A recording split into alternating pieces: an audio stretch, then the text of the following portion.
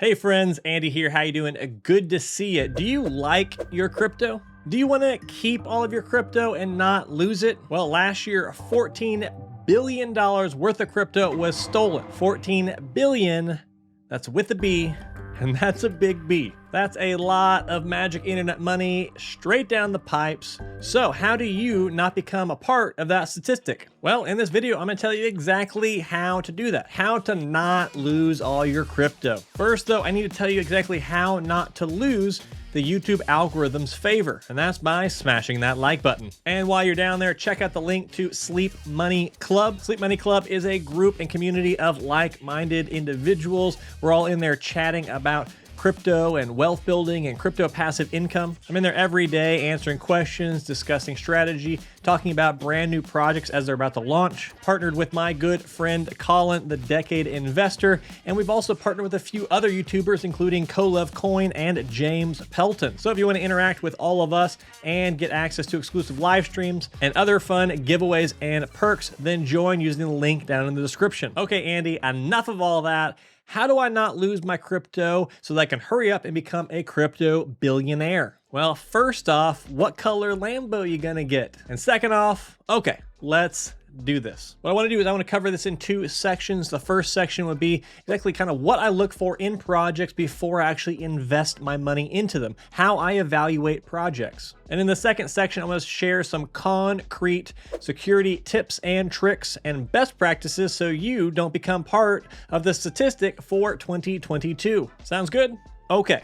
Let's talk. So first off, there are actually two ways I evaluate projects. And I figure out that distinction by understanding if they are a short-term play or a long-term play. For short-term plays, I really recommend only putting in the money that you can actually afford to lose, which is why in several videos I say that this is more akin to gambling than it is actual investing. And this section really includes a lot of what is currently going on. This is the super high yield protocols, the crazy node, non-node, fake node projects, Ponzi nodes, any project with Ponzi-nomics. Anything out there that just seems wild fits into this category. Now that doesn't mean that some of these projects won't be around for the long haul, but most of the time I try to evaluate them on a short-term basis, and then I reevaluate later if they're still sticking around. One of the things I look for in these projects is, does their website look like it wasn't made in 1 hour by a third grader, mostly using crayons? And anywhere on that website or in the documents, is there a team? Is that team public, or are they just all anonymous? And if they are anonymous, is there at least KYC? And for that one in particular, you have to kind of ask yourself, does that really matter to you? Maybe for smaller amounts of money, it doesn't matter to you. Maybe you're just willing to gamble, but for bigger amounts of money, maybe it matters a lot, whether there's public identities attached to the people who are behind the project. Another thing to check on is the liquidity or the treasury locked up with multi-sig? Maybe you've heard that term a lot, maybe you don't know what it is. Multi-sig or multi-signature is a type of wallet where there is more than one key. There's different ways you can do it, but some of the standard configurations are 2 of 3 or 3 of 5. In a 3 of 5, for example, there are 5 total keys to unlock those funds, and you need at least 3 of those keys to actually unlock and transfer the funds. Multi-sig usually implies that multiple members of the team, or sometimes the community, or what have you, all have keys themselves. So in order to actually unlock the funds, transfer them out, steal them potentially, multiple people have to work together to do it. And it's always going to be a majority. So if a project only has one person controlling all the money, well, that might be a red flag. I also check to see if they have audits. Security audits are not foolproof, but it is certainly something they had to pay for and a hurdle they had to jump over that proves whether the code is outright scam or not. And also I just kind of look and see, is this project a fork? Is it a quick and dirty fork where they just took someone else's project, completely copied it, changed a few branding details, and relaunched it as a desperate money grab? Or if it was a fork, did they put a lot of time and effort into changing it over into something new? Fork doesn't mean it's going to be a rug pull or it is a scam, but there is different levels of involvement and development and effort required when you talk about doing something from scratch, or if you're just talking about copying something, or if you're iterating on top of that copy. Now, of course, with all these things, I ignore many of my own rules when it comes to these short-term plays if I think I can actually make some money in that short term. That's the gambling part. But again, I only put in amounts of money that I'm okay losing.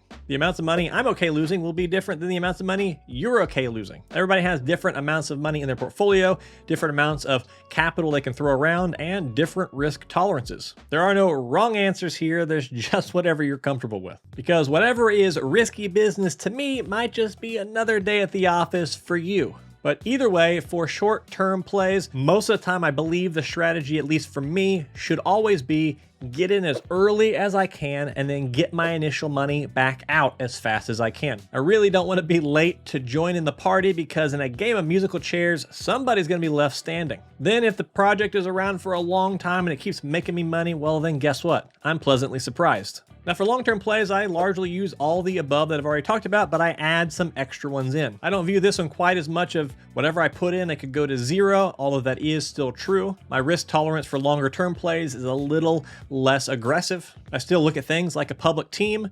With long-term projects, I almost always need a public team, usually with like LinkedIn profiles, usually with some kind of track record or some kind of proof of success in the past. It's also important to me to know how long the project has been around. I certainly do want to get in early on a lot of things, but if it's already been around for a few years, that does give me a lot of confidence. What does the project do?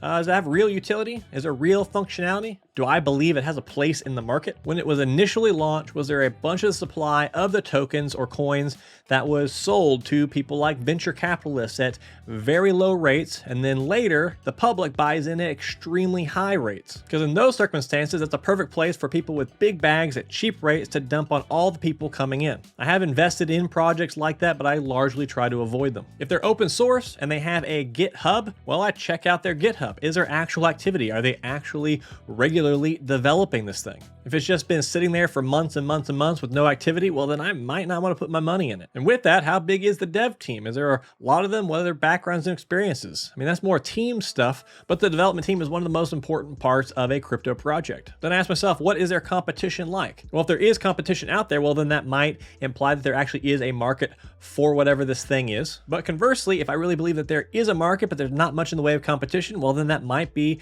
a green light to go ahead and jump in before everybody else finds out. And lastly, does it have that special something? That little twinkle in its eye?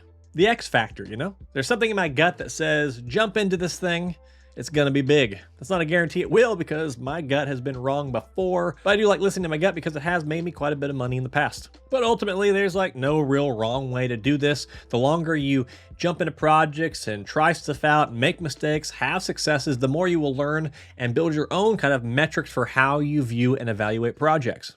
Okay, now let's talk about some practical security tips to keep yourself safe online with your crypto so you don't lose everything and have your wallet hacked. Number one, get a password manager. This is just a great security tip online, period. I personally use 1Password, but there's also LastPass, and there's some great open source, even self-hosted ones out there like Bitwarden. But whatever you do, every time you sign up for an account online, every single password you use anywhere, make them all super complicated and super unique. Never reuse passwords. That's where something like 1Password comes in handy, because you just remember your 1Password and that unlocks your entire password directory. And then you have all your crazy passwords for all your websites all locked in the application. As an extension of that, always, when you can, use two-factor authentication. In fact, one of the reasons why I like 1Password is because 2FA is built in, but you can also use something like Google Authenticator. Whatever you do, if the website, the crypto exchange, if whatever you're using has the option for 2FA, use it. However, a big caveat with that one is don't use two-factor authentication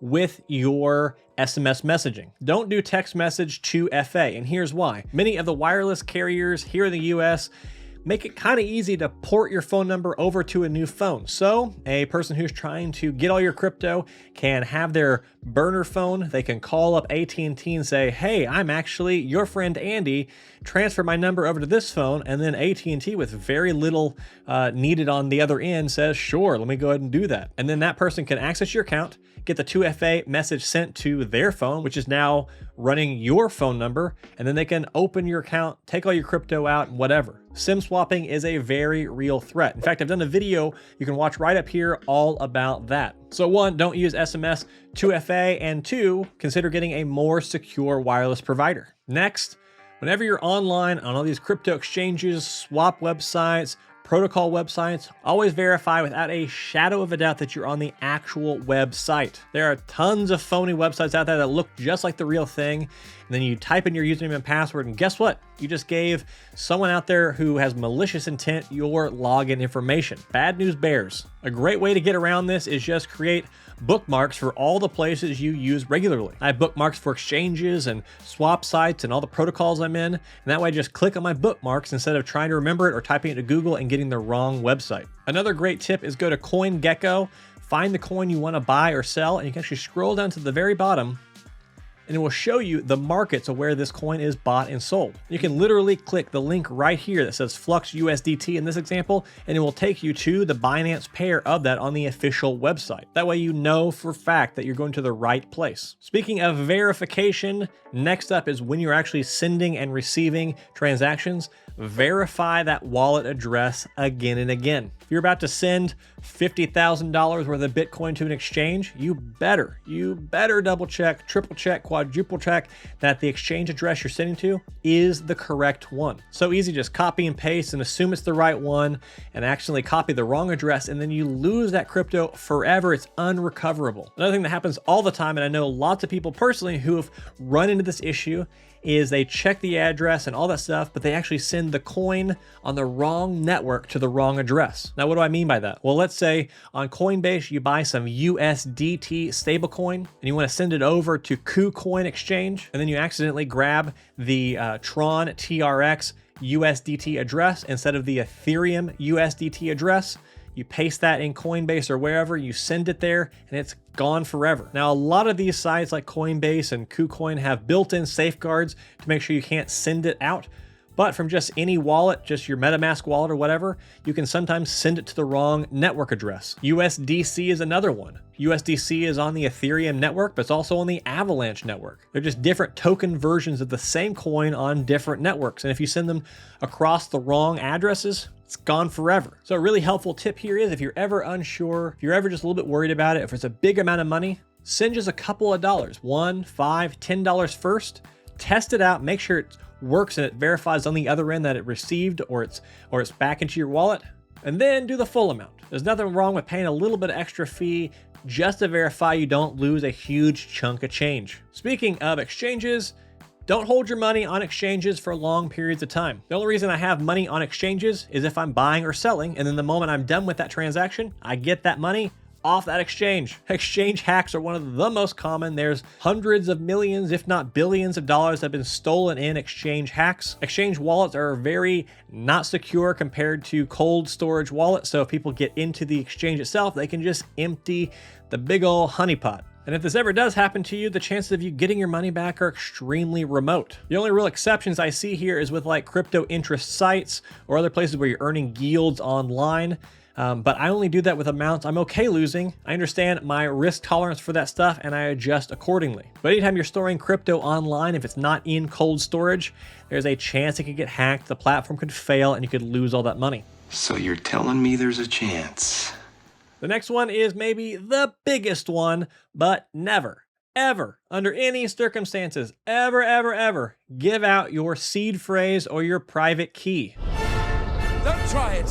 Whenever you create a new crypto wallet, it's going to give you a seed phrase and or a private key. This is literally the keys to all your money in that wallet. Anybody who has that has full access forever to your wallet and anything in it. So when you create your MetaMask wallet and it spits out that long phrase of all those words, that is sacred text. Never give that to anybody. That's yours and yours alone. Protect it, protect it, protect it. I'm trying to be a little over the top and dramatic here because this is one of the most crucial things in all of crypto when it comes to security. Never give this out to anybody. Never type it into a website. Never give it to a customer support person or any official person who sounds official from a project. Never screenshot it. Never say it out loud. Never store it online. And probably the most important thing, don't ever feed him after midnight.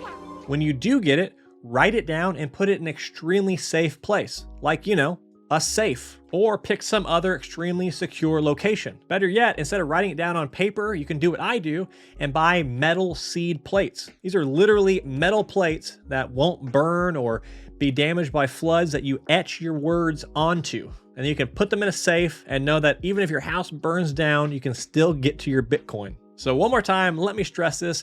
There is no reason whatsoever why you should ever be giving somebody your private keys or your seed phrase. No one needs that. It's yours and yours alone. So never put it anywhere online or to anybody. Keep it to yourself. All right. Did I make that clear? Was that a clear enough point? Did I put enough emphasis on that? Now, speaking of seed phrases, you'll also generate a seed phrase when you buy a hardware wallet. And I highly recommend you buy a hardware wallet, if not multiple hardware wallets. There's software wallets on your computer like MetaMask or Zelcore or other things, but then there's hardware devices you can buy that store your crypto in cold storage offline. Personally, I run several hardware wallets for all my Bitcoin. I store it on a cold card wallet, and I actually do that in a multi-sig configuration. So even if you stole the wallet here at my house, you couldn't actually steal all my Bitcoin without getting the other wallets in the other locations. I also really like the Ledger wallet for multiple coin capability, and Ledger is also the one that I connect to my MetaMask. More on that in a second. And then I also like the Trezor. Whenever you buy one of these wallets, always verify you're buying it from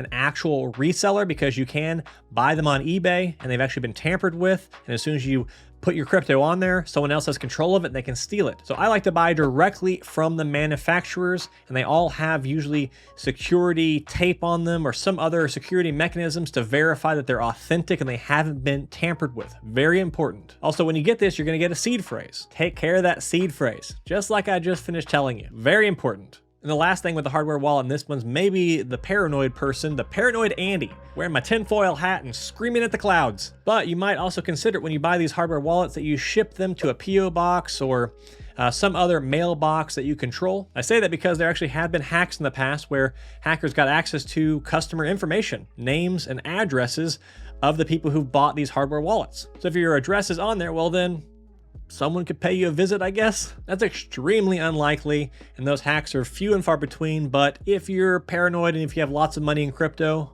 worth a consideration. Another tip and another big perk of a hardware wallet is that you can connect a hardware wallet to MetaMask. MetaMask is one of the most popular online wallets right now with all these swaps and node projects and DeFi protocols. Everyone uses MetaMask, but MetaMask gets hacked all the time. Not the company, but the individual people's wallets. Me personally, I've had lots and lots of DMs of people who've unfortunately taken their MetaMask seed phrase and put it online in like a MetaMask support channel or wherever, and someone just drained their wallet. Or they clicked a malicious link, or they got a malicious NFT and it drained their wallet. If an NFT that you did not purchase or transfer or buy or whatever shows up in your wallet, do not interact with it. Do not click on it. Do not view it. In fact, I'd probably suggest sending everything else from your wallet out and changing wallets. There are malicious coded NFTs and tokens that if you didn't put them in there, don't touch them. Again, the seed phrase that MetaMask generates when you first set it up should never be shared with anybody. If you do buy a hardware wallet like a Ledger or a Trezor, you can actually connect it to your MetaMask wallet. And this is great because it requires a physical authentication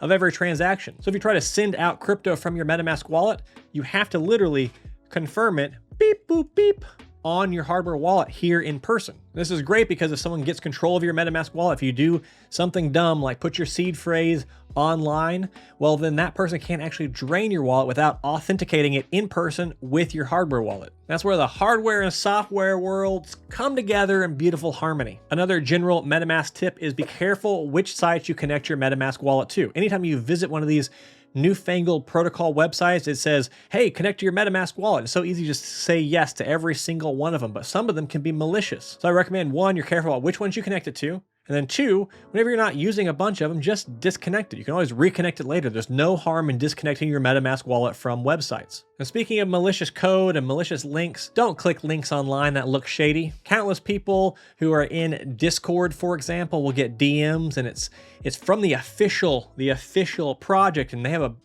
wallet update. Click this link to get the new wallet. Well, you click the link because it looks all official, and you download it and it's malicious and you lose all your money. Or same thing with like a DM or a message or an email from a very official looking support person from a project, and they send you a link to enter your seed phrase or to connect your wallet or what have you. Don't click links that are sent to you. And sometimes these links look like freebies or giveaways. Click this to get this free crypto thing, or connect your wallet here to get this free crypto thing. send me 1 Bitcoin and I'll send you 2 back. These are all scams. Avoid them all. So really, for a lot of this stuff, just use common sense. And that common sense, your crypto common sense, will take time to develop. You will make some mistakes. You do some dummy things. I have definitely done them, but eventually your crypto common sense will develop and you'll get sharper and sharper at spotting this stuff. Crypto is the Wild West and everybody wants to take your crypto, so be very careful out there. If something bad does happen, don't beat yourself up. Just go, okay, I learned a hard but valuable lesson here. How can I do better in the future? And I wanted to make this for a lot of people who are newer to crypto out there, because they're always asking, you know, what are the security best practices I should follow when it comes to all this stuff? But they also ask, where should I start investing my money? Well, watch this video right here if you're newer to crypto and you want to know where I would invest $1,000 if I was just starting out again. Aside from that, please, my friends, be safe out there. I wish you all the best and see you in the next video. Goodbye.